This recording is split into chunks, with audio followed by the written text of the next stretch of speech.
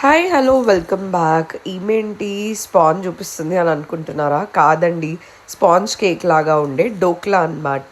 Super ఉంటుంది, యమ్మీ యమ్మీగా snack లాగా నన్న బ్రేక్ఫాస్ట్ ఆర్ డిన్నర్ లెక్కనన్నా తినొచ్చు.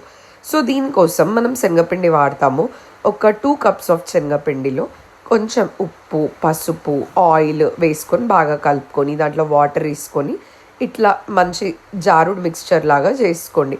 దాంట్లో ఇప్పుడు ఒక 1 teaspoon అంత ఈనో వేసుకొని కొంచెం వాటర్ వేసుకొని ఒకటే డైరెక్షన్లో బాగా కలపండి, ఎందుకంటే అది ఇట్లా కేక్ లాగా పొంగాలి కాబట్టి. అండ్ ఇప్పుడు ఒక ప్యాన్కి గ్రీస్ చేసుకోండి, ఇట్లా ఆయిల్ గ్రీస్ చేసుకొని ఆ మిశ్రమాన్ని దాంట్లో వేసుకొని స్టీమ్ చేసుకోవాలి. లైక్ మనం ఇడ్లీ ఎట్లా చేసుకుంటామో అట్లా ఒక టూత్ పిన్ పెట్టి చూసుకోండి, మంచిగా క్లీన్గా వచ్చినప్పుడు అది మంచి కుక్ అయిపోయినట్టే.